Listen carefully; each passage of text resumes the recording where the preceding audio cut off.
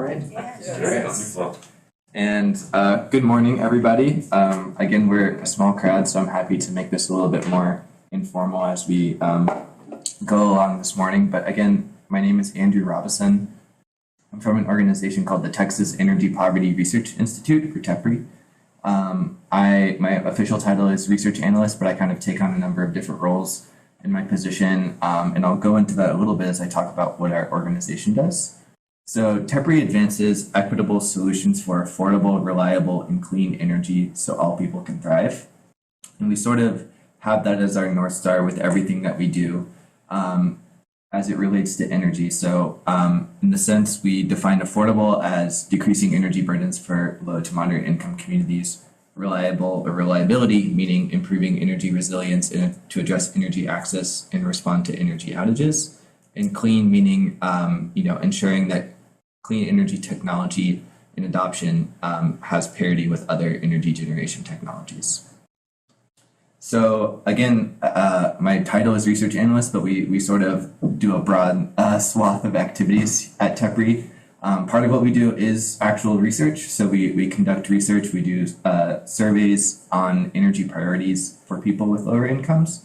So we're currently in the process of launching a statewide survey for low to moderate income communities on energy related topics so that we can understand better by region what people's opinions are on different energy related topics around affordability, reliability, and their opinions on access to clean energy. We also develop tools that I'll share with you all a little bit later today on just providing entities across the state with information on energy, poverty information, and other resources that would help forward our mission. A lot of what we do is just building networks. We get out in the community, we get out and make connections with people across the state to try and bridge connections between entities and people who may not otherwise be talking to each other. And then lastly, we actually do the piloting of models. So we will look at sort of cutting edge technologies in the energy space and try to figure out a way to both test them in the real world, but also figure out how to match them and ensure that they are also being utilized by low and moderate income communities across the state. So I wanted to first just start off by sharing some data that TEPRI has been putting together on energy burden and other energy equity indicators for Webb County and for the other counties that have been invited to attend this session. So this data is based off of a tool that we co-developed with the Southeast Energy Efficiency Alliance, which is a multi-state organization based in Atlanta that is the Regional Energy Efficiency Organization.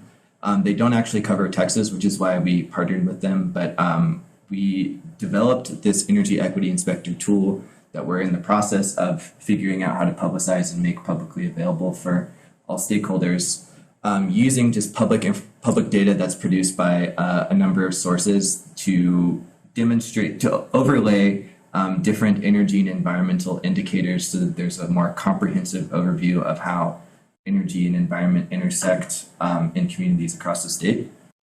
So this allows people to understand relationships between things like energy cost burden, greenhouse gas emissions, racial demographics, and housing stock. So just bringing all of those factors together to kind of paint a clear picture of the intersection between different energy equity indicators.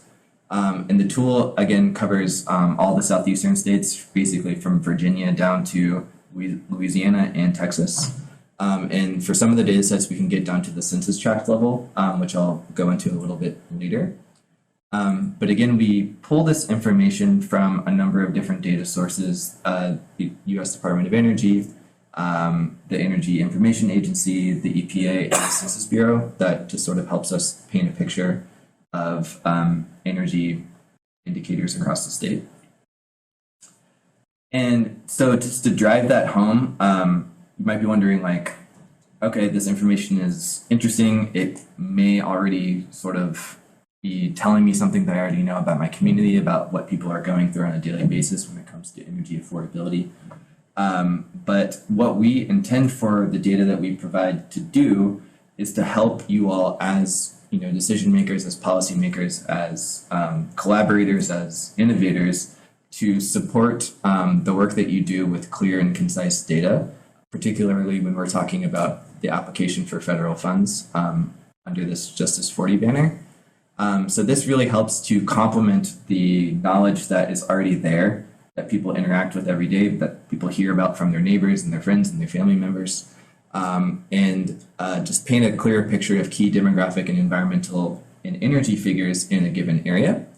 And this also really helps to identify disparities within a community. So you may know sort of the anecdotal things that people tell you on a daily basis when it comes to energy affordability and other energy related topics. But this data can sort of map out in which particular areas energy impacts people's lives the most. And then also from a planning perspective, this data may help you to better prioritize where resources can go down the line. And just sort of before we launch into the actual data, I wanted to just define a few key terms as we go forward. So when I mentioned low to moderate income, or LMI, we define that as between 0 and 80% of the area median income of a given area. And the reason we do that is because the other most commonly used indicator is federal poverty level.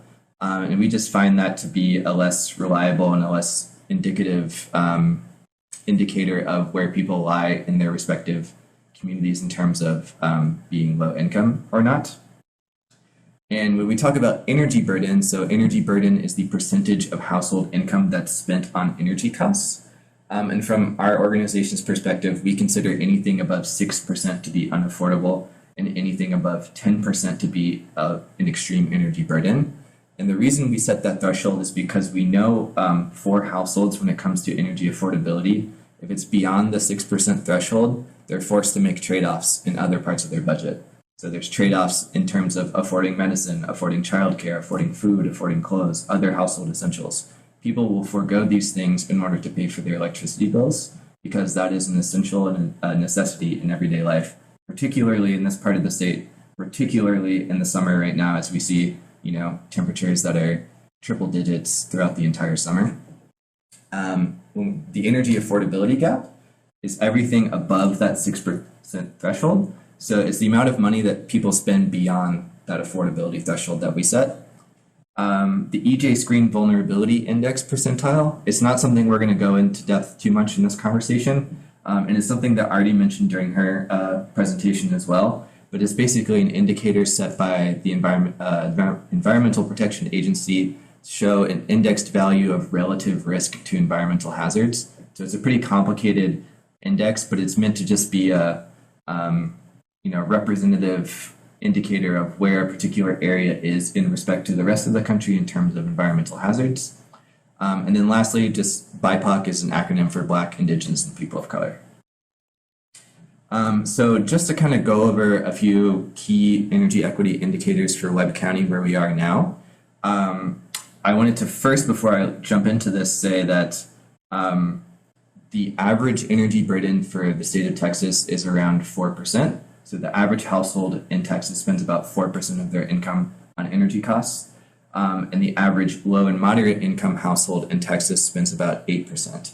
So just to set that statewide benchmark before we jump into Webb County specifics, we can see that not only is the average energy burden for all households higher, but we see a significant jump for those in the low to moderate income category. And again, these are averages. So once you drill in further and you look at the lowest income residents in the county, you'll notice even further disparities in terms of how much of their income is dedicated towards energy costs. For those who live below the poverty line, this may look like something like 15 to 20 to 25% of their income going towards energy costs, which, as we know, is very unsustainable and is not something that supports a family's journey out of poverty and into a better economic situation. So for the average low and moderate income household in Webb County, energy costs in a given year average around $2,000. And the average low to moderate income household spends basically $600 more than what is considered to be affordable for their budget. And so, again, these are averages. And we're also relying on data from the federal government that has a bit of a time delay. So these figures don't necessarily fully represent the rising costs that we've seen over the last few years.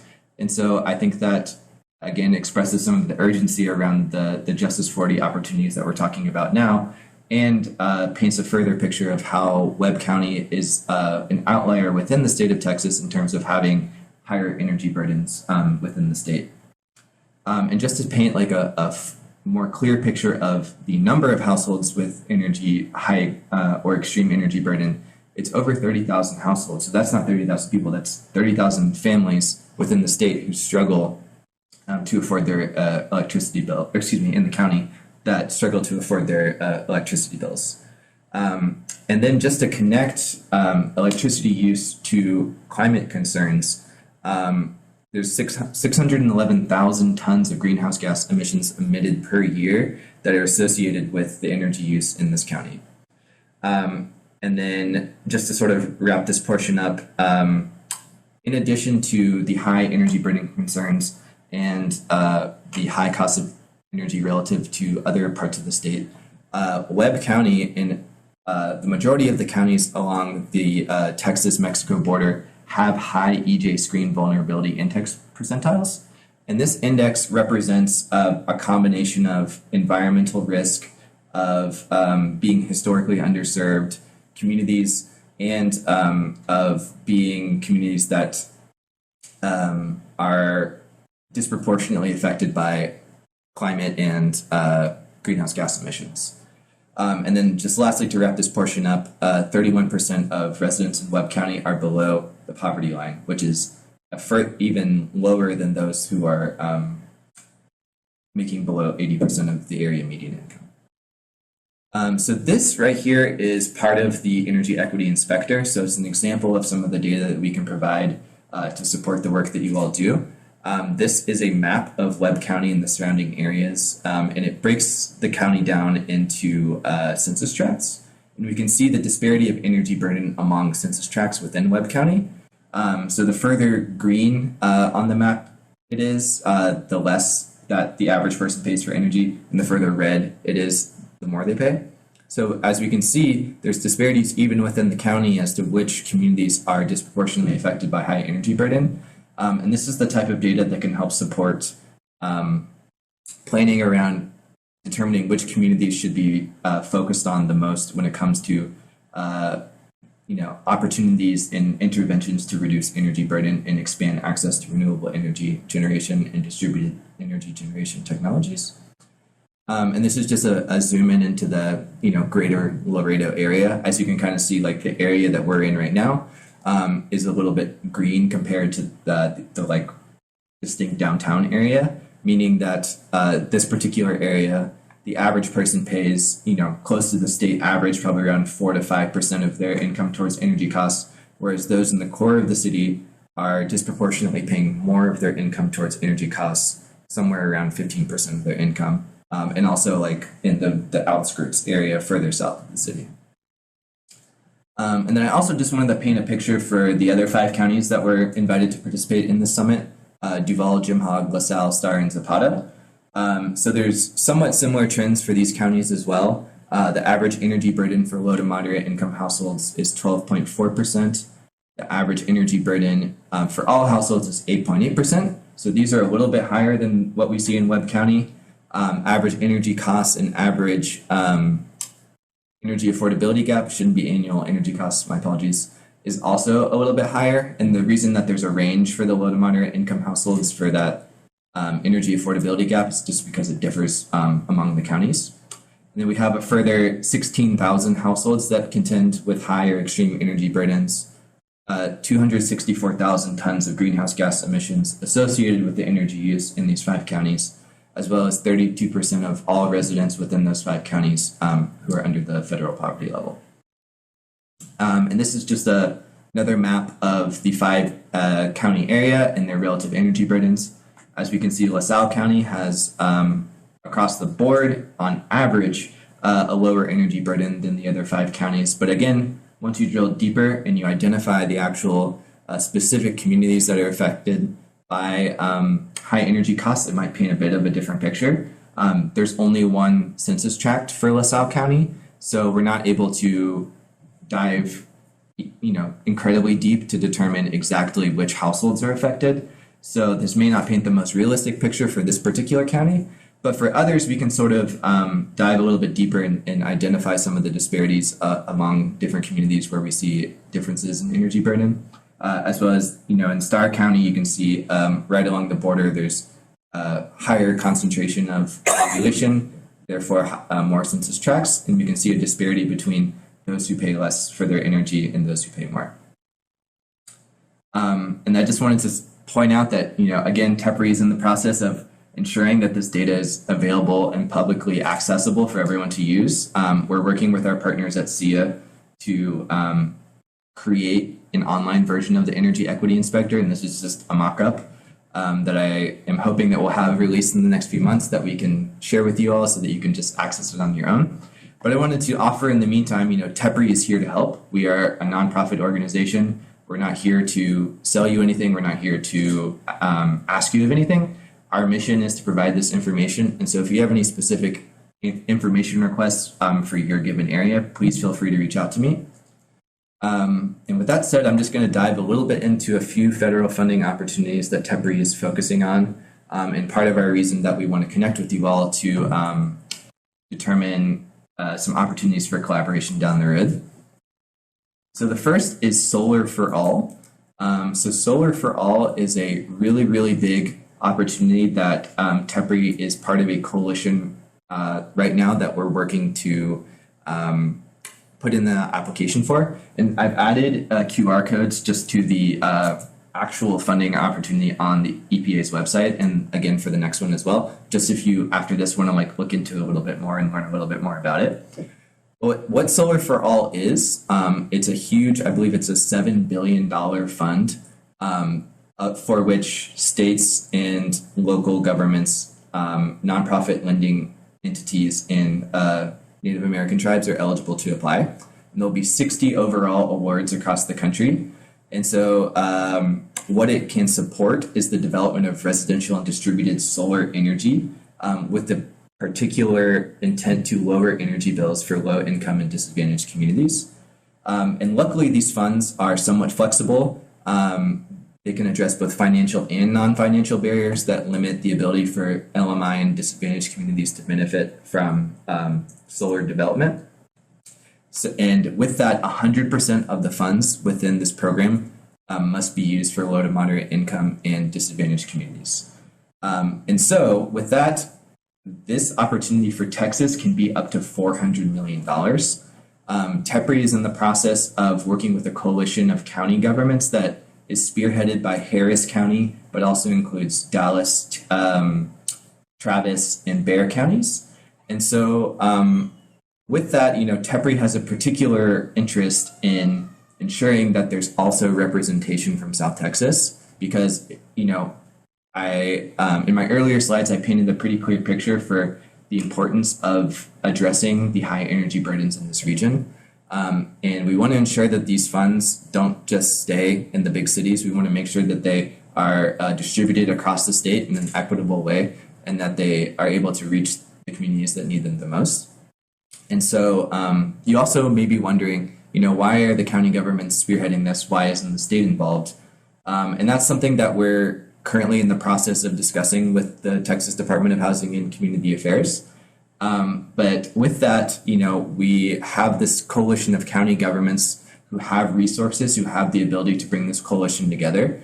And what we're really looking for now is for input from stakeholders in Webb County and South Texas more broadly to give us ideas of how these funds might be best used within the region. And so I just wanted to also paint a bit of a clearer picture of, okay, I hear you on this huge funding opportunity. What can they actually be used for? So what Solar for All can actually be used for is to provide grants, loans, and other forms of financial assistance to rooftop residential and community solar projects. So this can be things like, having a rebate for rooftop solar, helping support a community solar project, doing expansion of storage, so battery technologies, or even things like enabling upgrades to get homes solar ready. And that's something we see a lot across the state, particularly in low and moderate income communities. People's homes just may not be in good enough shape to have solar yet. And so what these funds can do is really help do some of those baseline repairs to get a home ready and weatherized and energy efficient before solar is installed, to ensure that it's the best use of everyone's money and time and effort. These funds can also be used for workforce development programs and project support. So just sort of the logistics, the permitting, the red tape, sort of overcoming those barriers. And then also just looking at, what can we do as a community to address policy and regulatory barriers.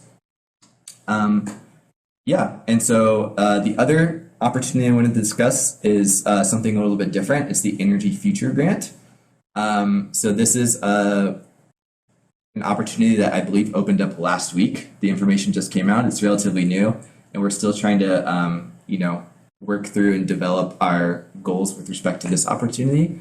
But this federal funding opportunity will provide up to $500,000 to support local, state, and tribal government-led efforts to advance energy program innovation. So it's a little bit flexible as to exactly how it can be used, but the really important aspect of this federal funding opportunity, which is also something that I already mentioned, is that this must be multi-jurisdictional. The federal government is really looking for cross-collaboration between governments, nonprofits, universities, and other players in the space to build regional coalitions to go after this money, rather than just having one-off funding opportunities.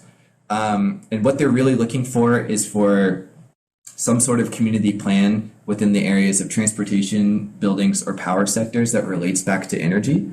And so this can be a lot of things. This can be, depending on what the needs are in a given community, this can address things like vehicle electrification, modifying building codes to be a little bit more energy efficient, working with utilities to develop programs that benefit low and moderate income communities. But what they're really looking for is for plans that can be replicable, scalable, and innovative. And so from TEPRI's perspective, we're in the early phases of building a team on this. We're really looking for South Texas to be a strong candidate for this opportunity as well. I think we also, as Congressman Cuellar echoed earlier, there's a need for resources to support grant writing, to support the logistics of going after funds, and this is what these grants are here for. And so we want to be able to support that and build a coalition within the region to help support the further adoption of clean energy technologies. And then lastly, just before we wrap up, I wanted to again offer TEPRI's assistance. We are a nonprofit. We are funded by a mix of federal and private entities. And so we want to offer our services to you all, whether you're a public or private entity. We're here for technical assistance. We're here for grant writing. We've assisted in community benefits planning before. And then again, we have our energy equity inspector data that I presented at the beginning of the presentation, as well as the survey that I mentioned, the Community Voices and Energy Survey, that will be published in the next few weeks, that will provide specific regional data on people's opinions with respect to energy topics. So please feel free to reach out to us. We're here. We want to help. We have resources, and we want to benefit the work that you already do and just be sort of the backbone to support what you know best. And I just wanted to wrap up by providing you all an example of some of the work that we've already done in this area, just to say.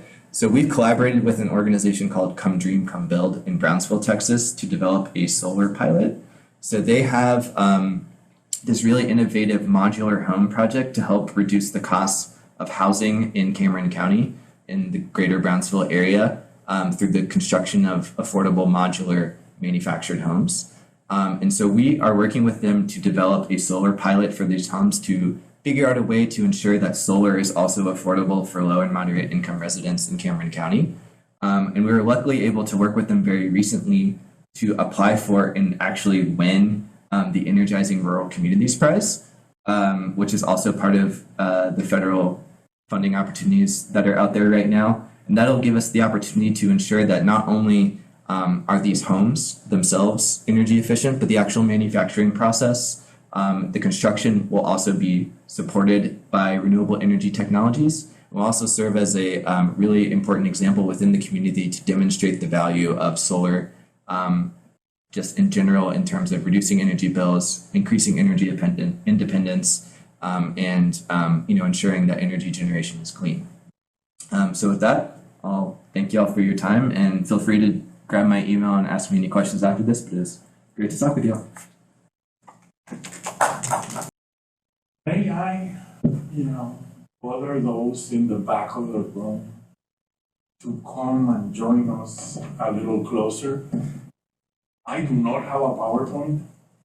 I just have a story to tell. And the more distant we are from each other, the less effective the story is. And this is been tested scientifically. When you join together, stories sound different. Venga. This puts me at a higher point, so I'm going to use this chair.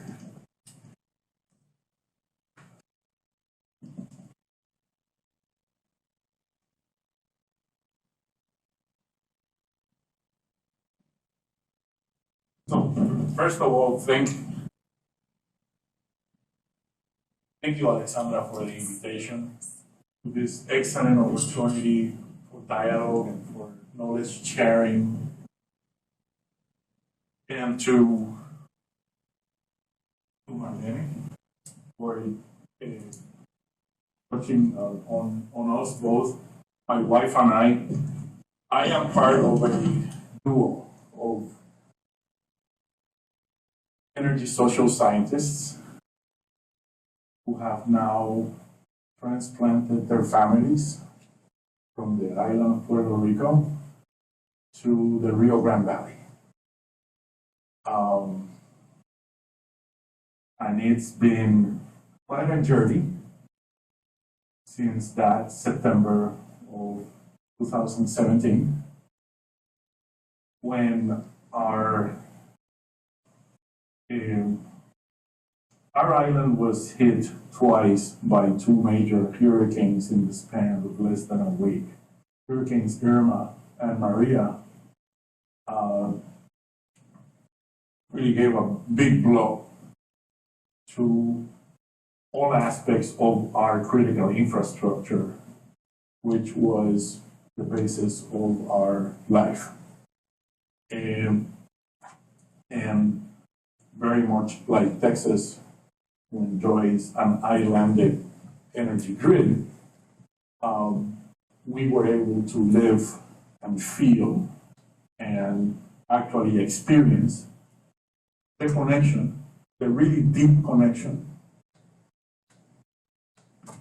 between how secure that critical infrastructure is in the face of extreme events. They really don't have to be climate related, they could be pandemic, the connection between those infrastructure systems and life itself. So I'm going to give you three numbers to set up our story. The first is a huge number. It's hard for me to even fathom. 3,000 million choles. CHOLES. Anybody knows what those are? Those are consumer hours of lost electric service. Choles is not a measure you want to be connected to in any way.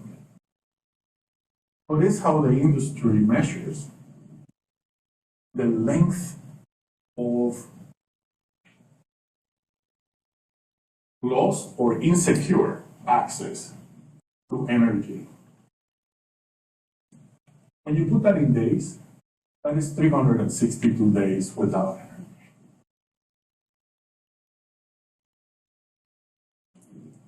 And please bear with me, because every time I do this, it still hits me emotionally.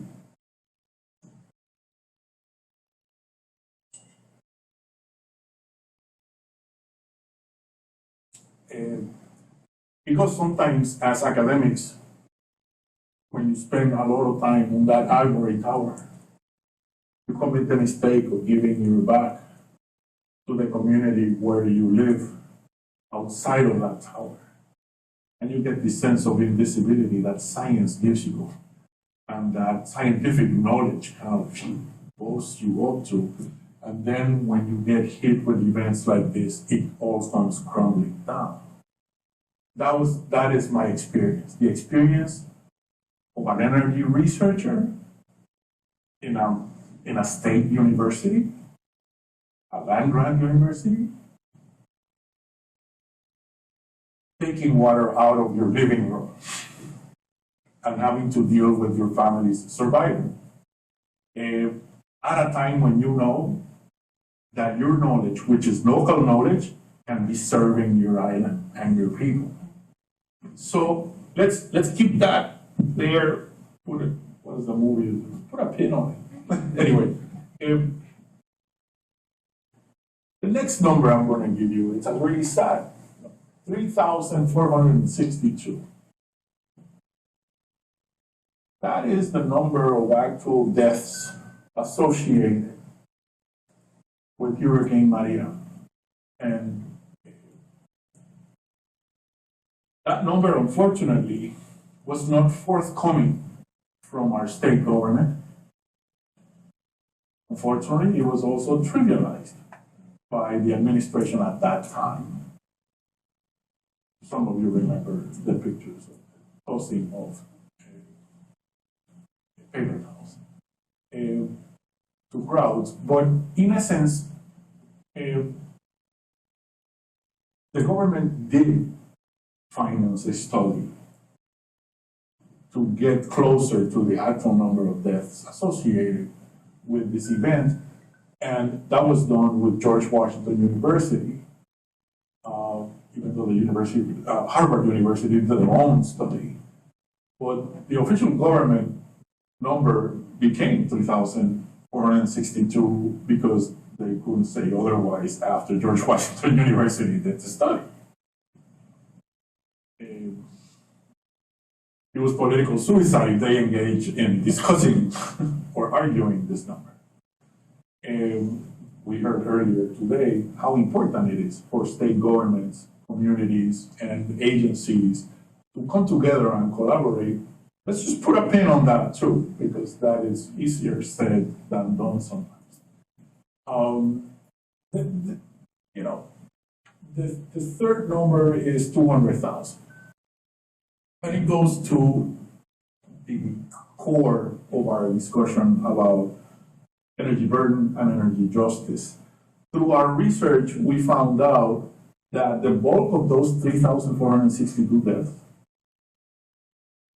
were concentrated in communities in the central mountain region of the island. So it's not 200,000 folks, it's 200,000 families where those deaths occurred. The social demographic profile of those families looks a lot like we're coming. Actually, a little bit worse. In terms of median income, instead in terms of levels of unemployment, you go down the list of the variables we now understand are crucial in measuring energy burden and energy justice and the percentage of that income that goes to pay for it. It's extremely high. Death, energy security. We can really trivialize it. We can talk about, which is not trivial, but decarbonizing the globe is important. Avoiding a death is more important. They're both important. But when it touches you, through the loss of a family member or the death of your neighbor, whom you saw battling, 150-mile-an-hour winds, then it hits you. The last number I want to give you is 542.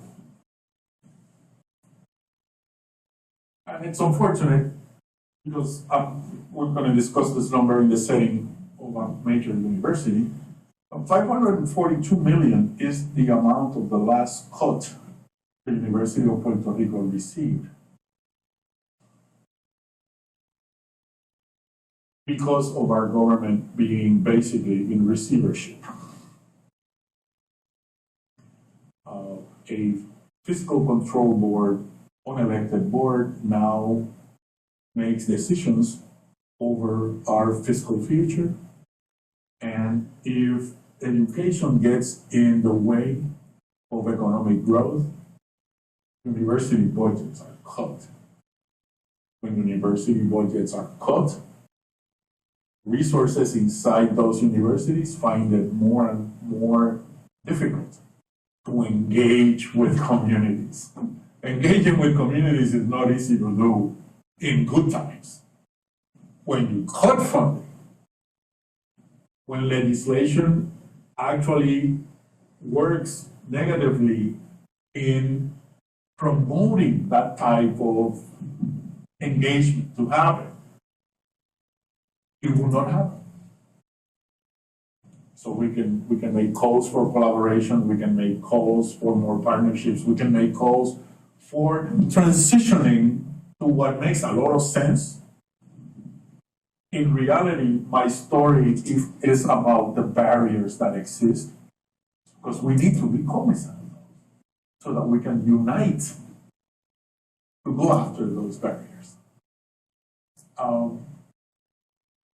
So how did this happen? How did a territory of the United States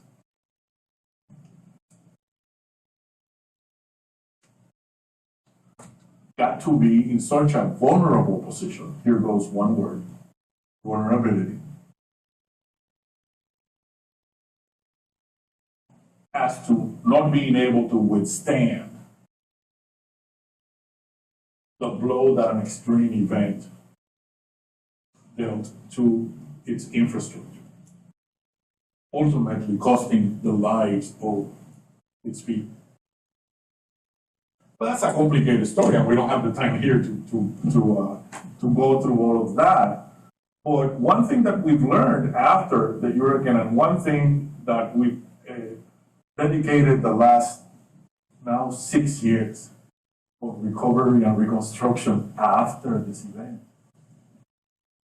is to explore with folks like you in settings like these one simple question: what should the role of universities be in pre- and post-disaster environments? And how does that role tie to the issues at hand today? Energy security, energy justice. That is, now I know, such a profound question. And universities are so far behind in being able to give you a direct answer that it has become a calling for action. Calling for action not only for Puerto Rican universities after being impacted. We threw that question out in the summer of 2018 to universities that we encountered in Puerto Rico, utilizing Puerto Rico as a laboratory for their students, utilizing Puerto Rico as a landscape on which to conduct scientific research. And I'm all for that. But what we found was happening in Puerto Rico, and now we know it's happening in other places too, really troubled us. In the search for data to be able to move research projects in institutions like mine and this one. A lot of academics were engaging in not so ethical dealings. For example,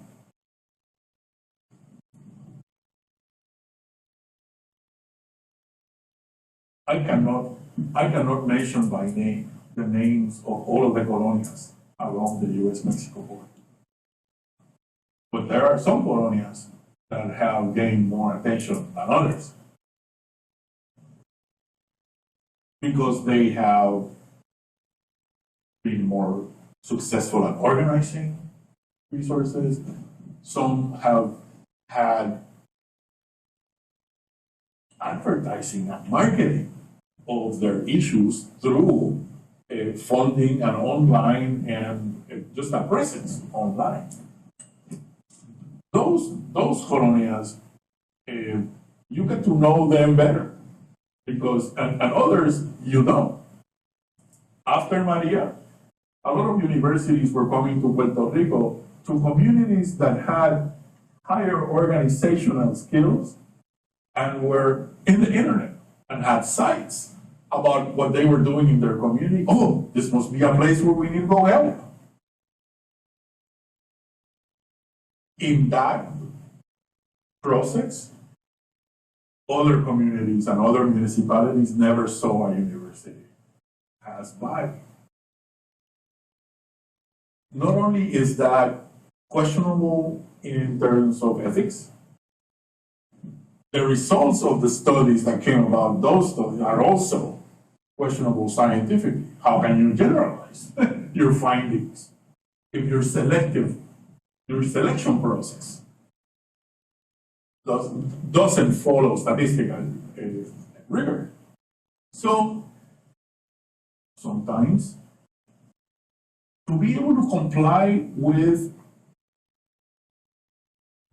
National Science Foundation requirements of what we call rapid grants. In these situations, academics are incentivized to get there as quickly as possible so that you can collect data that's considered perishable. So since the data you're going to collect needs to be collected quickly, you don't really have the time to be engaging in a lot of protocol, especially when the communities that are impacted by these events, and now we know this is a big problem, are not considered vulnerable communities by UNICEF standards. So what do we have? We have academics, boom, coming down, embedding themselves in FEMA convoys, dressing like FEMA personnel, to be able to arrive to communities quicker than your competitor, to get your research ahead. These are not things that we like to talk about, and I don't really like to talk about. But if I'm going to tell you a story, I need to tell you the whole picture. How does this tie to energy justice? Well, in some of the places these universities did not get to, with resources, with water. There were folks that when you got there with water, they had not seen another human being for weeks. This is very impactful. It's exactly the place where some of those deaths were occurring. I cannot, for the sake of scientific inquiry, turn my head away from human plight. So in the summer of 2018, like we were saying, and after collecting the data on the story I just told you, we made a call for universities to come back to Puerto Rico and face the communities they engaged with on the ground and have a discussion about this. And I remember like it was yesterday. My colleague Marla Perez, who was not here, she's also my wife and an environmental sociologist, told me, Cecilio, nobody's gonna come. This was done in the summer, and everybody goes home in the summer, has vacation. 90 folks showed up from 25 different universities because this discussion hit their heart.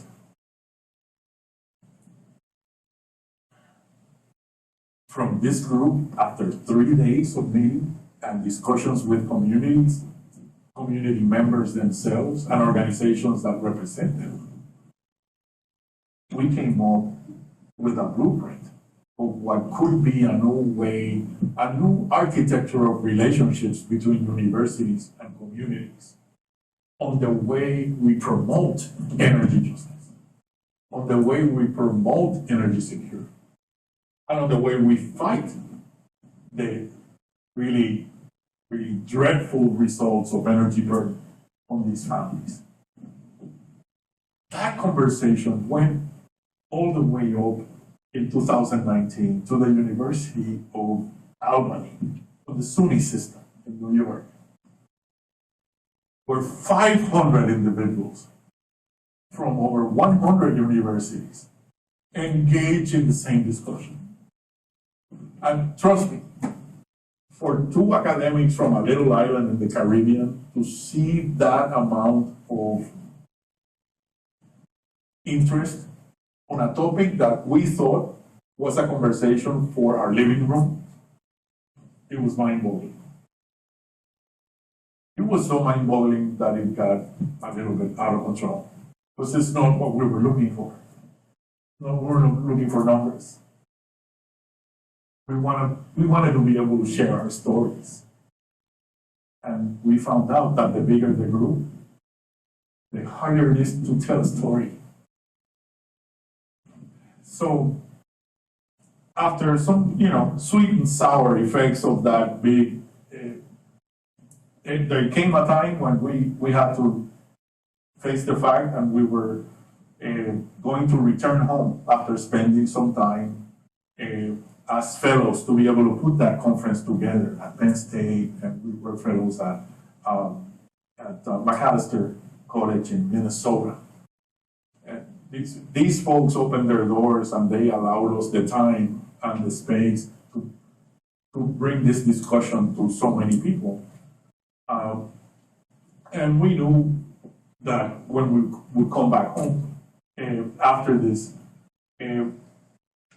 the wherewithal was not there at the University of Puerto Rico to continue this effort. And there came the University of Texas Rio Grande Valley with an offer to continue this research in the valley and to introduce in South Texas the seed of what could be a dialogue about what resiliency actually means to communities that are more and more in the path of these extreme events. So again, I thank you for listening to this story, and I hope that we have a chance to engage deeper into the opportunities that universities can bring, the resources that universities can bring to the table in terms of community engagement, things that go way beyond just public relations for a university, and they go way beyond just picture taking and handshaking. We are not trained to do community engagement, just as we are not trained to be first responders after an event. But as universities, we are repositories of knowledge that needs to be shared more democratically and needs to be shared more widely amongst all in our backyards, because this is our backyard. So again, thank you very much for listening, and again, I hope that this is helpful and that we can move forward in this discussion during the day today. Thank you so much. Everyone has time to continue, but they're gonna be around, because I know it's 11:10 and there's another set of workshop, but yeah. Good morning, everyone. Just give me 1 second to get started. To run it back. There we go.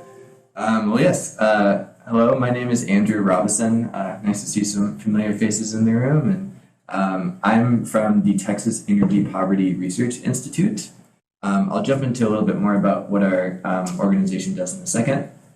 But I'm here to talk a little bit about some of the energy equity data indicators for Webb County and 5 other counties in the region, and then discuss a few federal funding opportunities that I think we can help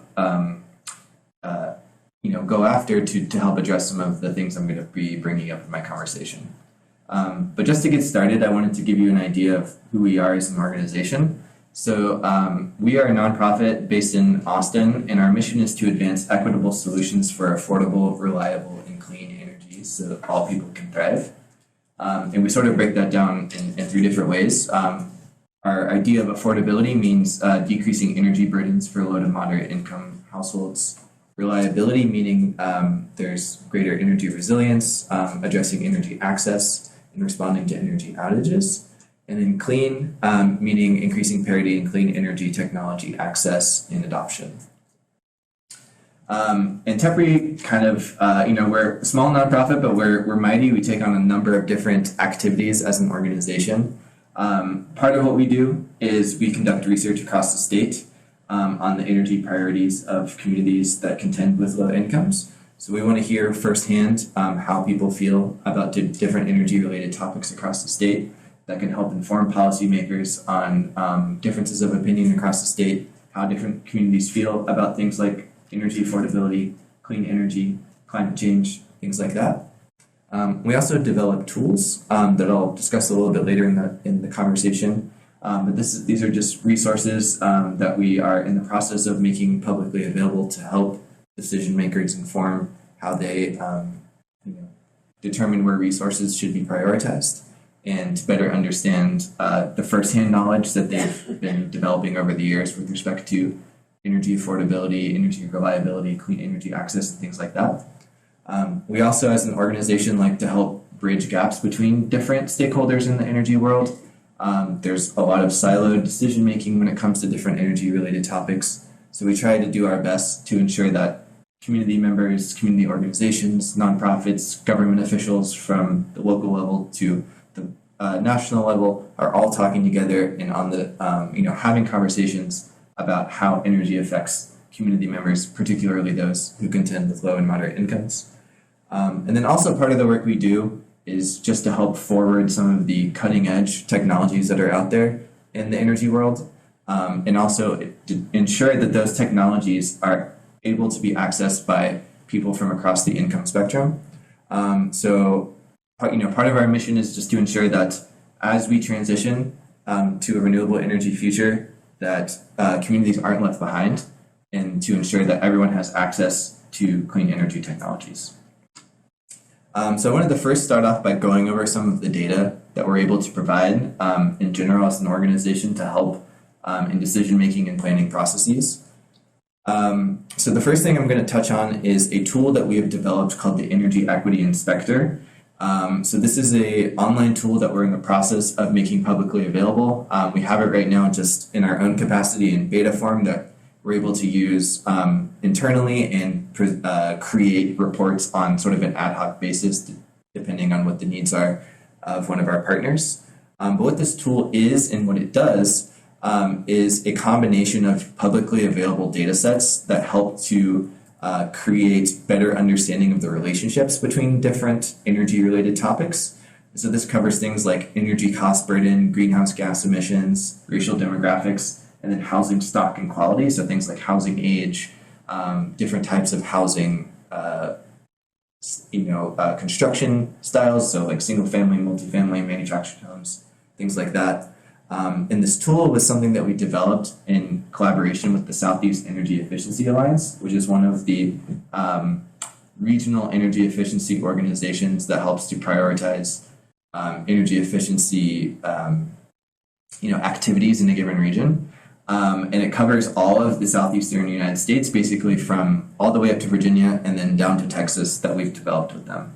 And as you can see from this just particular picture here, you'll notice like a concentration of orange in where we are right now in South Texas. And so I'll get into this a little bit more in depth later, but this is part of TEPRI's particular interest in this region as a whole, because not only are we seeing this state as an area for growth and more equity with respect to federal funding opportunities, but there's also a high need from the perspective of energy affordability, of disproportionate impacts from climate-related factors, and also the disproportionately low incomes in this part of the state relative to the rest of the state. But we pull our data from a number of publicly available data sources, as I mentioned, so pretty standard entities like the DOE, the EPA, the Census Bureau, Energy Information Agency, things like that. And what we intend for this data to do is to complement the knowledge that you all already have. As stakeholders in this space, you have firsthand knowledge of how people handle energy-related issues, what they're going through, the day-to-day things that you've picked up in your years of being in these roles. But we want this data to help supplement that knowledge. This helps you to quantify some of the anecdotal things you may have picked up over the years, to better understand key demographic, environmental, and energy indicators in a given area, and also to help compare and contrast different indicators, so things like income versus race versus geographic area, and compare and contrast among a different selected area. And what we intend for this information to do is to support your efforts to secure more funding. So, in writing up these really complicated, intensive, specific federal funding opportunities, these figures can help supplement the information that you're already able to provide. And then also from a resource dedication standpoint, this is maybe more applicable in some of the larger entities, but it helps to determine where resources should be prioritized. And just before we dive in too far, I wanted to just ensure that we're all on the same page with respect to definitions. So low to moderate income, you refer as being between 0 and 80% of an area's median income. And we use that rather than the federal poverty level because we think it reflects a more accurate reading of people's incomes relative to their neighbors, and how that also interacts with affordability in a given area. Energy burden is the percentage of household income spent on energy costs.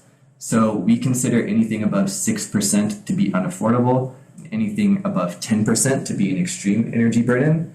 And the reason we make that distinction is because we know beyond that 6% threshold, we know that households make trade-offs with respect to their budgets. They're willing to forego other essential household expenditures like medicine, clothing, food, and childcare to prioritize payment on energy. And so the lower that is, the more money that people have for other essential spending categories, particularly in this moment of high inflation. The energy affordability gap is the amount of money that households overpay for energy. So it's everything beyond that 6% threshold is what we consider to be the energy affordability gap. The EJ Screen Vulnerability Index percentile, that was the map that I just showed you earlier. And it's an index value showing the relative risk of vulnerability to environmental hazards. And it's something that the EPA has created to sort of standardize relative environmental risk in a given area. And then lastly, BIPOC is just an acronym for Black, Indigenous, and People of Color. So I wanted to start off by demonstrating some of the data that the Energy Equity Inspector can provide. And first start off with us here in Webb County. So as you can see, and just before I jump into this, for energy burdens in the state of Texas, the overall average for the state, so the average household in the state of Texas spends about 4% of their income on energy costs. And the average low to moderate income household, so those between 0 and 80% of the median income of the state spend about 8% of their income on energy costs. So when we jump into Webb County and compare it to the statewide average, we'll notice that both the overall average energy burden for all households and the average energy burden for low to moderate income households is much higher. And then again, this is only an average. So when we think about those who contend with the lowest incomes in Webb County or in any county in the state, these figures can be as high as 15, 20, 25% of one's income dedicated towards energy costs, which is really just unsustainable, and particularly for those with the lowest incomes. This is a disproportionately high impact to their budgets and to their disposable income, and affects their ability to, figure out ways to improve their situation when they're held down by high energy costs. The average annual energy cost for a low to moderate income household in Webb County is around $2,000, and the average energy affordability gap, meaning the amount that people overpay for energy in Webb County, is about $600. So that results in about 31,000 households that contend with extreme energy burdens in the county. And so that's households, that's families, so that's way more than 30,000 people. And this is only the information that we're able to gather from publicly available data sets. So this probably misses a lot of people that live in colonias, a lot of people who didn't participate in the census, and is likely an undercount just overall. So that really sort of paints a strong picture of the level of extreme energy burden within the county. And then I also wanted to provide a figure of connecting high energy use to greenhouse gas emissions. So there's 611,000 tons of greenhouse gas emissions associated with electricity use in this county alone. So we know that for those who are disproportionately overspending, overusing energy, that's directly correlated with high greenhouse gas emissions. And then for Webb County and for the majority of counties along the US-Mexico border, there is a high EJ screen vulnerability index. And for Webb County, that's 88%, meaning it's in the 88th percentile of counties within the country that are at risk of environmental impacts. And the figures that the EPA uses it's pretty complicated how they came up with that percentile, so I won't go into too much, but it sort of paints a picture that border counties in particular are at disproportionately high environmental risk associated with high energy use. And then again, 31% of residents in the county are below the federal poverty line. And I just wanted to briefly show you how this data can be visualized and help to identify particular communities within a given area where resources might be able to be prioritized. So this is a map of the county and the surrounding areas, and everything and it basically shows on a scale from green to red how severe one's energy burden is. And as we can see kind of where we are physically right now, it's a little bit lower on the energy burden scale, but if you look closer, in the southeastern part of the county and within the core of Laredo, you see a much higher concentration of high energy burdens. And then just zooming in to the core and surrounding areas of Laredo, we can again see that the northern part of the city, most likely those with relatively higher incomes have a lower energy burden versus those who live in the core of the city. And then I also wanted to include data for the other 5 counties that were invited to participate in this symposium, which are Duval, Jim Hogg, LaSalle, Starr, and Zapata. So the figures are somewhat similar to what we see in Webb County, but in some categories they are even worse off in some of the indicators. So we see an average energy burden for all households at close to 9%, and an average energy burden for low to moderate income households a little over 12%. So in both of those categories, those are beyond the 6% affordability threshold. The average energy costs for low to moderate incomes households are about the same, around $2,000. And then this was a misprint, but this is that figure at the top right there is the energy affordability gap, and this means that across those 5 counties, people are overpaying somewhere between $329 and $1,270 a year for their electricity relative to that affordability threshold. There are 16,000, roughly an estimated 16,000 households with higher extreme energy burden within those 5 counties. And the greenhouse gas emissions associated with energy use in those 5 counties is 264,000 tons of greenhouse gas emissions, as well as about the same number of residents in poverty in those 5 counties. And then I also just wanted to demonstrate again the differences of energy burden across those 5 counties broken down by census tract level. And so as we can see, in urban centers, particularly in Starr County, we see a difference. Given the higher concentration of population, we're able to get a more granular level of how energy burden differs among census tracts and among different concentrations of populations versus LaSalle County, where there's only one census tract and it makes up the whole county. We're unable to get as granular in the data to determine which residents within LaSalle County are the most affected by high energy burdens.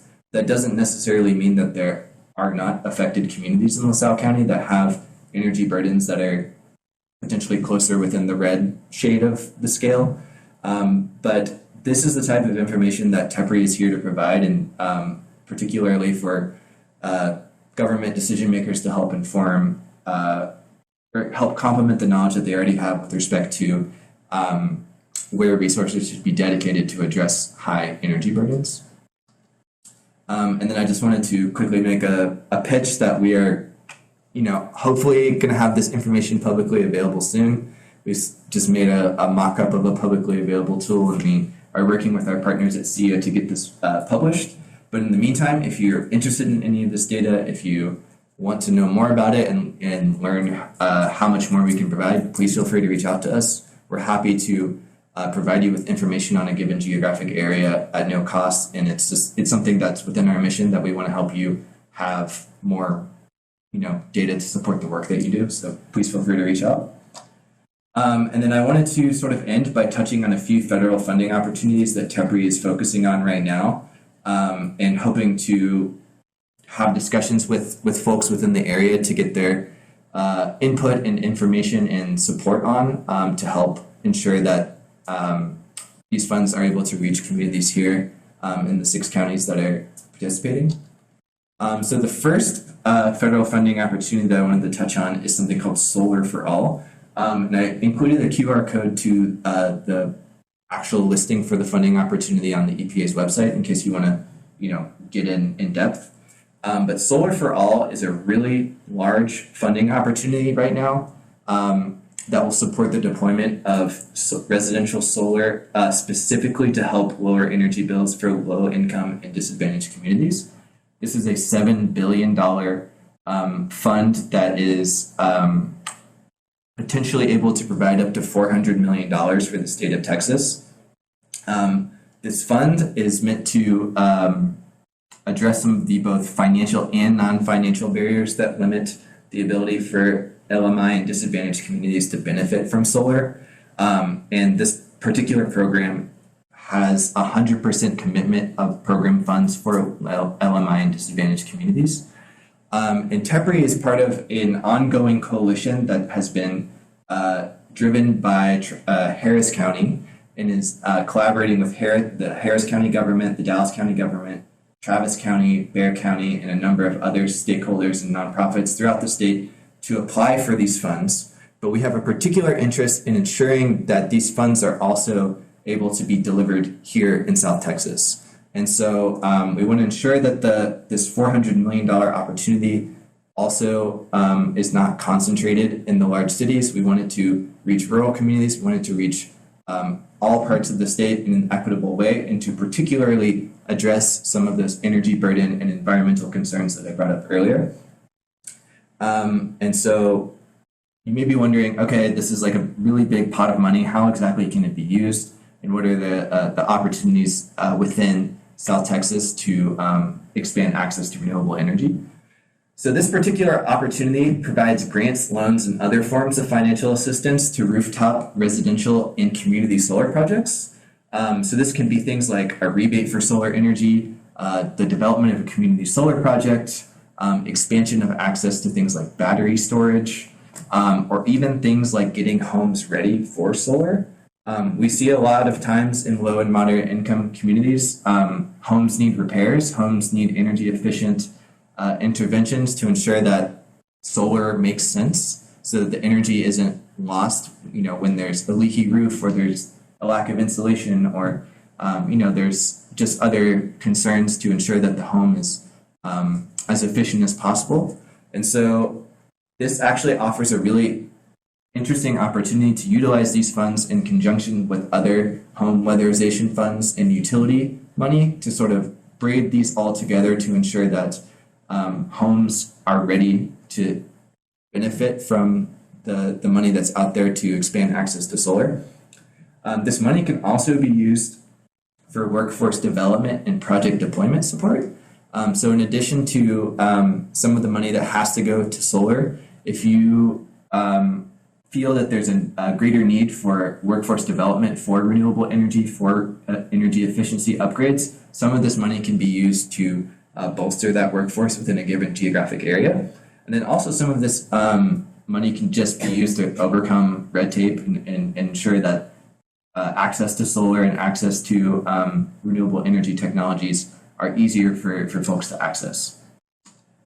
And then lastly, I wanted to touch on something called the Energy Future Grants. So this is something that they released information on at the Department of Energy about a week ago. And this is a grant opportunity that will provide up to $500,000 for government-led efforts to advance energy program innovation.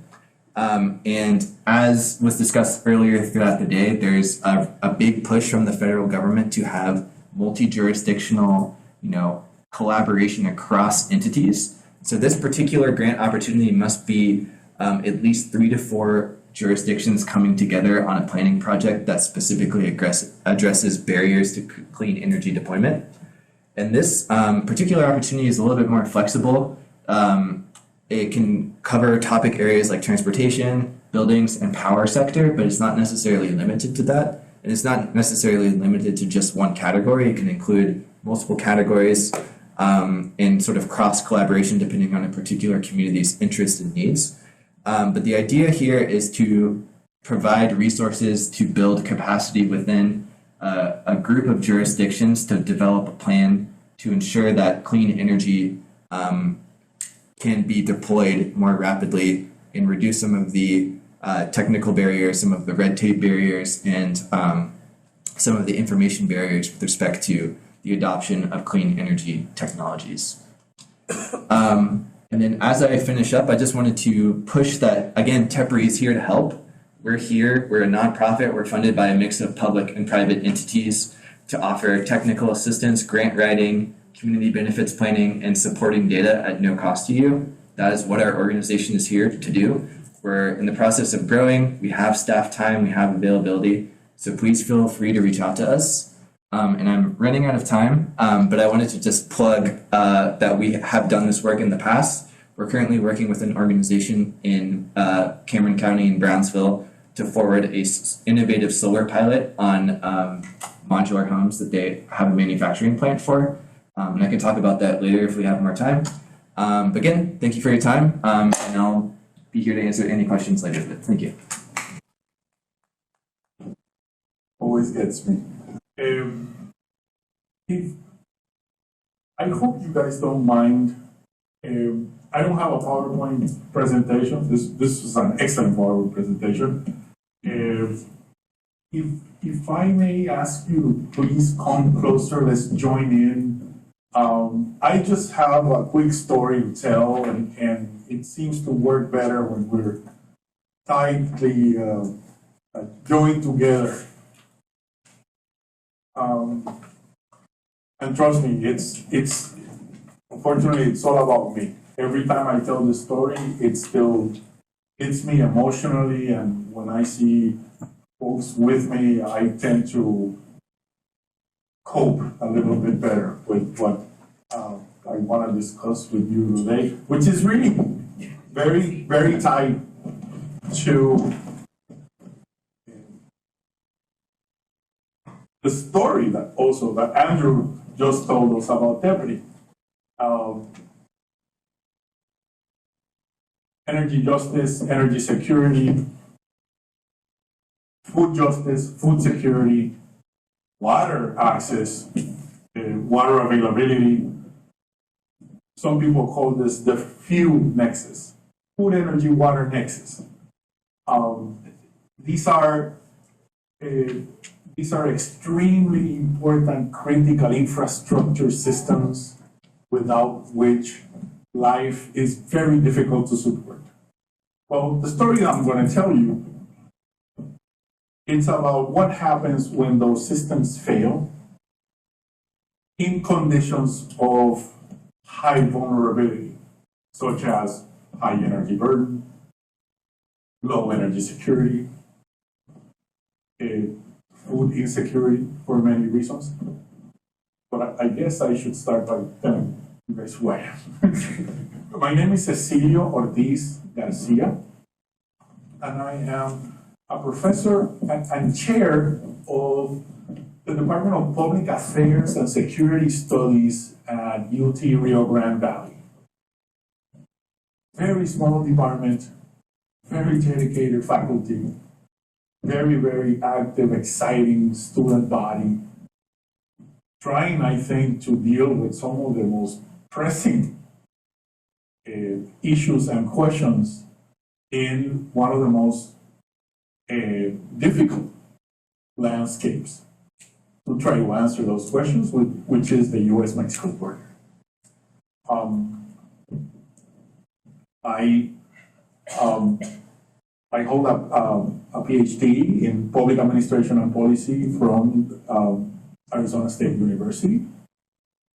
And I have, in the past, worked as faculty at the University of Texas in El Paso, at the University of Puerto Rico for 16 years, 17 years, before accepting the challenge of returning to the border after a series of extreme operating conditions and experiences. And here's where the story starts. I want to start by giving you 3 pieces of data. Let's say 4 numbers, just to put this in context. In September 17th, to be more exact, September 21st of 2017, the island of Puerto Rico, where I'm from, born and raised, got hit by 2 major hurricanes in the span of days. Hurricanes Irma and Maria. The numbers I'm going to give you stem from the experience of the Puerto Rican people with those events. Watch it, I'm not calling them natural disasters. These are events. They happened then and will continue to happen. The only disaster here is us. So events just happen. Now, the research we have done related to climate change, we know that they're going to happen more often and perhaps in a more intense way. But back to our story. 3,000 million choles. Anybody knows what choles are? Yes. It's like a stream, bunch of chorros, and chorro de agua. Ah! It's, you know what? It's my accent. It sounded like chorro, but what I meant was chole. Choles. No, don't feel bad. Don't feel bad. Look, choles means consumer hours of lost electric service. Sorry. That's okay. That's okay. 3,000 million consumer hours of lost electric service is now a Guinness World Book record. The longest blackout in US history. That in days is 362 days. That's how long some families in Puerto Rico, the last 200,000 of which were in a very remote areas of the mountain region, we'll come to them later on, That brings me to the second number, 3,462. Is the now official amount of deaths associated with the hurricanes. A lot of those deaths connect with what you just heard with Andrew. You see, we are a 1-2 punch here. Because one thing is to talk about energy burden in the context of your daily life. And another one is to talk about it in the context of how vulnerable this energy burden makes you to facing extreme climate-related events. And that's basically what we want to do here. You have an enormous resource in Tepley, and I have the dubious honor of bringing you the worst-case scenario of why this data can save lives, allowing governments to act before these events. Okay, but that was my on-paid commercial for Andrew. Let me go back to my story. So, those deaths occurred, like I said, and this is my third number, inside 200,000 households located in the Central Mountains area of the island, where all of the variables that Andrew touched on are, if not similarly bad to Webb County, worse. High energy burden, the percentage of these folks' income that goes to making sure that they have secure access to energy. Remember, for 362 days without power, we discovered, and we say we, because I want to make sure you understand that just because I am a university professor doesn't mean that I am not a community member. We are also community members. And we have a particularly special role to play in our communities of linking the resources we know our employer has with the needs of the communities where we live. Because trust me, my wife cannot be here with me. I am one of those very, very fortunate people that are connected in life with a partner that has the same or more passion than I do about what we do. Dr. Magda Perez Lugo can't not be here today because we still have one little one, 13-year-old that's gonna start school next week, and she's got so many things going on that one or two we have to flip the coin. Okay, it's not a gender thing. We have to flip the coin. But in 2017, all of our family, and we have 5 kids, we were making sure that water was taken out of the house so that our valuables would not be messed up. We were making sure that the water that was seeping in through the concrete at 150-mile-an-hour winds with extreme rain would not flood us inside. So that was no time to talk about scientific theories. And it's a situation that allows you to be an observer of the observer. We were put in that very bad position to observe other universities do what we do in conditions of extreme operating environments. I'm going to give you one last number, which I always throw in, because universities need funding to be able to do what they need to do. 542 is the last number I'm going to give you. $542 million is the last cut that the University of Puerto Rico received out of the Fiscal Control Board that is now controlling our government.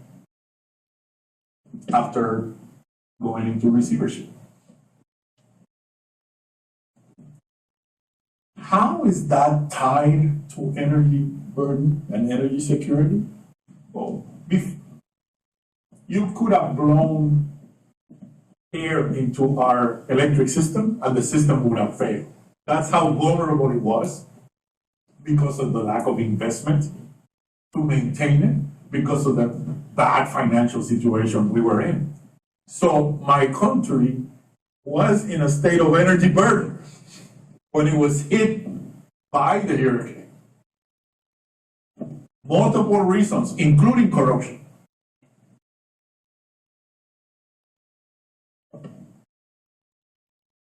That, in essence, has made my wife and I's work at UTRGV one and one only.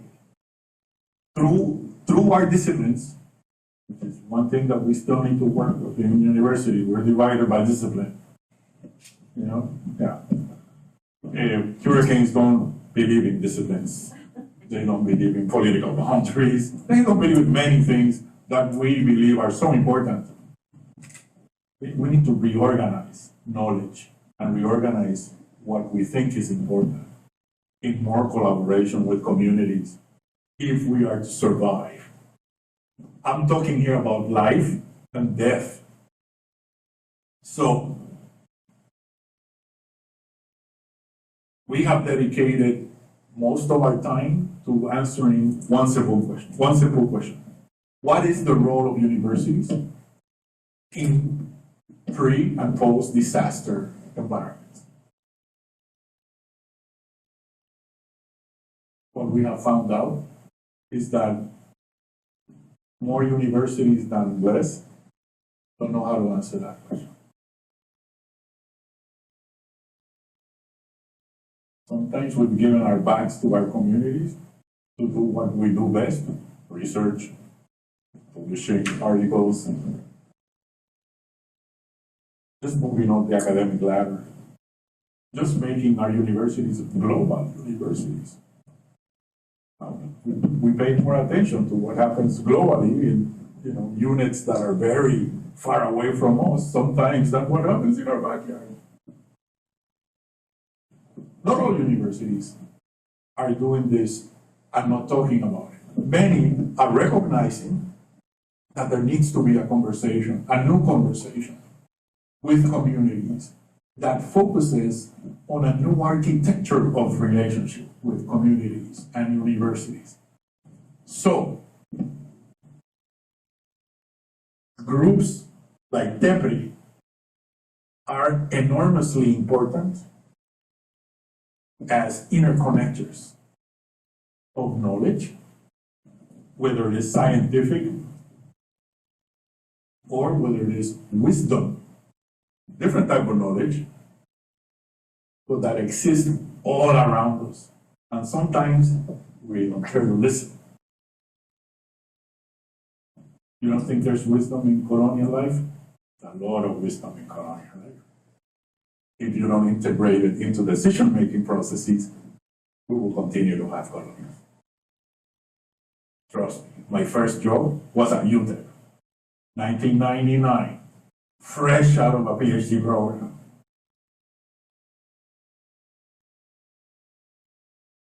In 2021, UTRGV hires me. I do a literature review of colonials. What do I find? We haven't really moved much.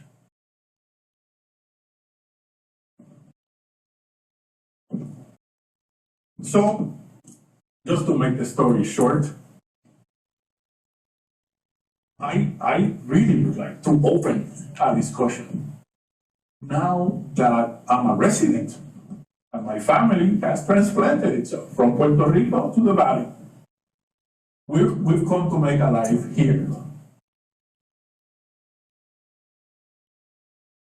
In February of 2021, you all went through some extreme operating conditions related to your electric system, didn't you? The only way we can co-produce new knowledge to be able to visualize Imagine futures that do not include those events is if we, universities, communities, and governments can develop spaces where that knowledge sharing can occur. Those conversations are not happening, and if they are happening, they don't happen enough. And time is of the essence, because this is not it's not global warming. Now the UN says it's global boiling. Okay, so the moral of this story is, yes, it was Puerto Rico in 2017. Yes, it was Texas in 2021. It might be somebody else's backyard in the future. And if we are not there for those communities, the chances those numbers I told you at the beginning will repeat themselves are very high. That's all I wanted to say. And really appreciate the time to have this conversation. We'll be around if you want to ask us more about what we do or what we don't do. Look, we're trying to open a center at UTRGV. For now, the name of the center is Center for Community Resilience Research, Innovation, and Advocacy. That center is not looking to replicate or do any more bureaucratic growth of any already bureaucratic organization. It just wants to serve as a platform so that these discussions can occur. So, Arlene's organization, Andrew's organization can collaborate with universities to actually expand and catalyze the transitions that we need to be able to be more sustainable and more resilient as communities. We don't want bad resiliency, as Shalanda Baker's article calls it, when you're actually bouncing back constantly because of how you are mistreated by your institutions. That's not good resiliency. Resilience is not always good. That's one thing. We want the resiliency that comes from collective action. The resiliency that comes from understanding different knowledges, giving them the importance they have in decision-making processes. And I think the role of universities is to foster that, not to come as barriers or impediments to that. And I'll finish with that, because if you let me talk, I will not finish talking. So thank you so much. Thank you, Andrew and Cecilio. Really, again, the message for this workshop, I mean, aside, I know today's summit is about, IRA and IIJ implementation and how can South Texas maximize on those opportunities. But even beyond that, it's about how do we work together more collaboratively, because we can't do it alone. And, I'm from the Rio Grande Valley. I worked with Texas Rio Grande Legal Aid for like about 10 years. So my work really was focused on border communities, South Texas, the South Texas region. And at the end of the day, it is about collaboration. It's about unification. It's about making sure that workers, community members, are part of the decision-making table, but local governments, universities, many other entities are critical in ensuring that that process happens, right? Y como dijiste tú, Cecilio, so important. We are also community members. We are part of the community, right? So we all have a role to play. So yes, we want to maximize these opportunities, but even beyond that is how can we unify so that way it's not just about a federal grant, but how can we work together to look for other opportunities to start really regenerating our communities. It's from this place of it's been extracted. Now it's our opportunity to regenerate our communities, to make it more community resilient, more secure, and more safe. That's really the end goal, because we're already going through it. This is not we're seeing the 107-degree temperatures. We're seeing the droughts. We're seeing the frequent intensity rainfalls, the hurricanes. It's not gonna stop. And I think the only way we can at least prevent that is collaborating with one another. So with that, we still have a couple of minutes, so I do want to open it up for Q&A. And yes, I have a mic.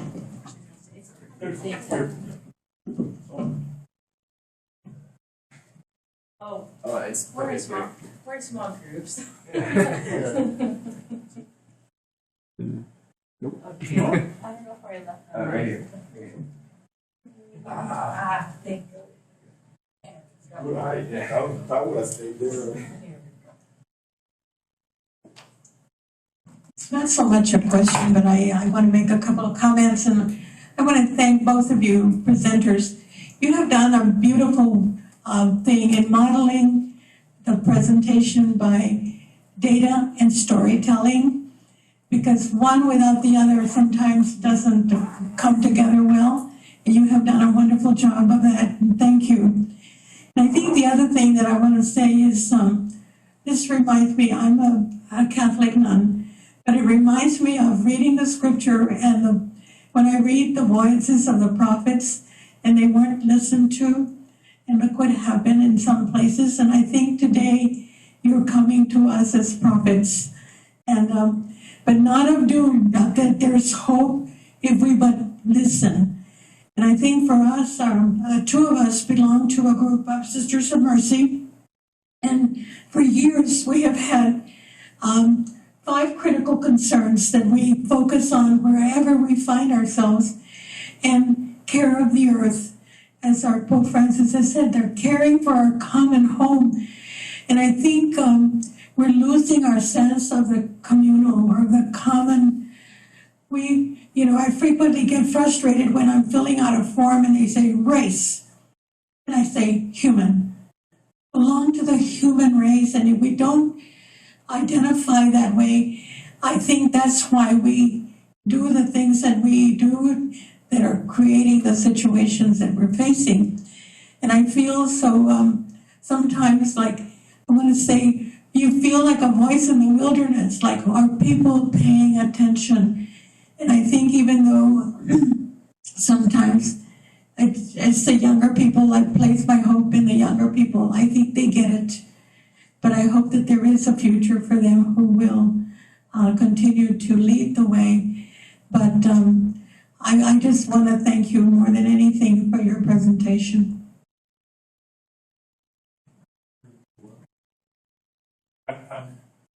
And the role of faith-based organizations, I don't know if that's a correct terminology.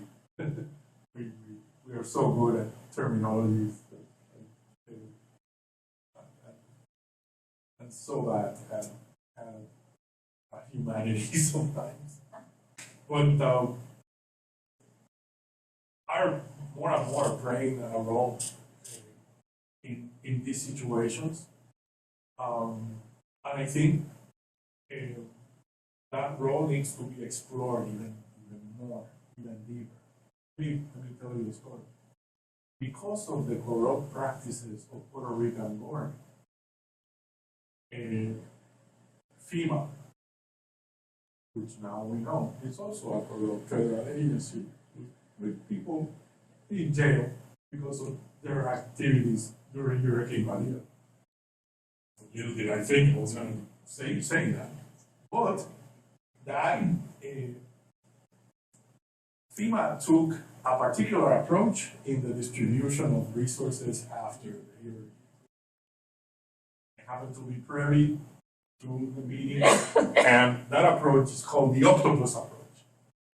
The octopus approach is an approach that actually, in purpose, avoids the centralized government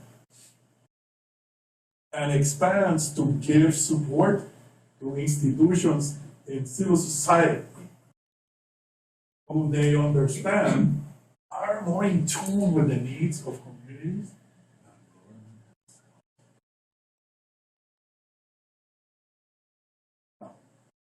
As a policy administration scholar, that's enormously interesting to me in terms of how productive or how effective that would be. Unfortunately, I don't think that is sustainable. You can mimic, avoiding government as a way of being more effective. But when you leave, The next day, government will be there with those communities. They're gonna have to exchange and have relationships taken from there after you leave. So we bought religious fellowships, religious organizations, ecumenical efforts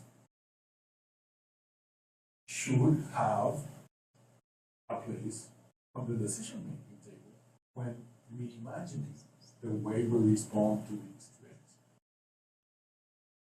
Because you're a community too.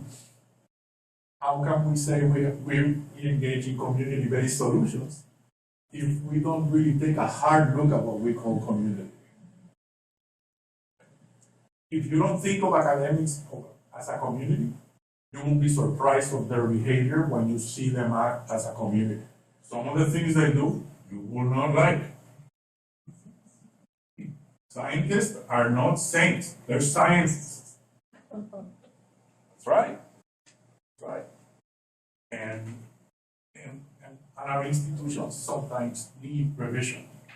For example, and I said this in the previous group, the National Science Foundation promotes this type of grants called rapid grants for research to parachute in immediately after an extreme event to be able to collect what they call perishable data.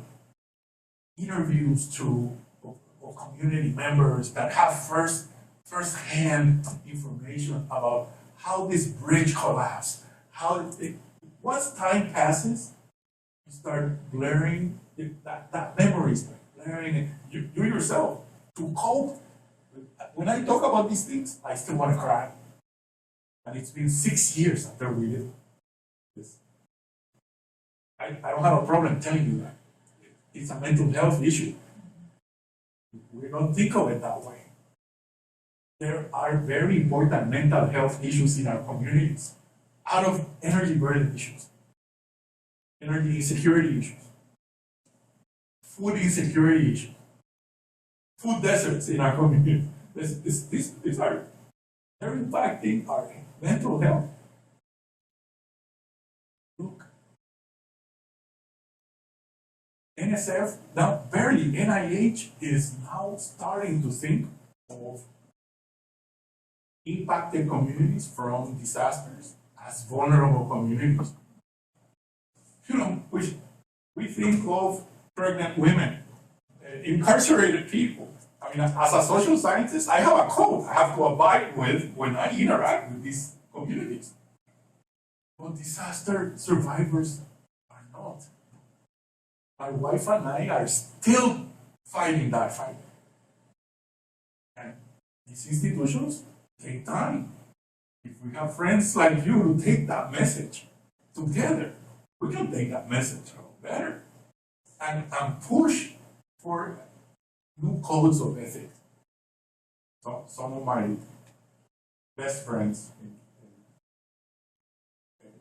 are Ignatians and they take bioethics and they study these things in a way that really, really enriches me. I learn a lot from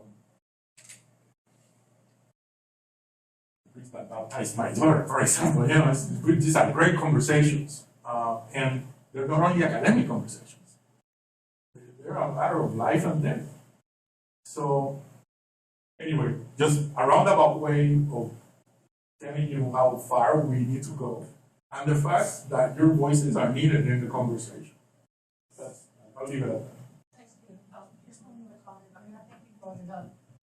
I've been in Laredo for years. When in the early 80s, I went to Guatemala. There were problems in the colonias. 80s. Come back in 92, problems in the colonias. We're in what, 2023? Problems in the, you can go drive around and they're the same. They were just pushing the issues from one area to the other. And I think the key is that we talk about it, but we don't really do it. We think it's a great idea on BRAT meetings is to include the people that are living in that, excuse my word, crapola.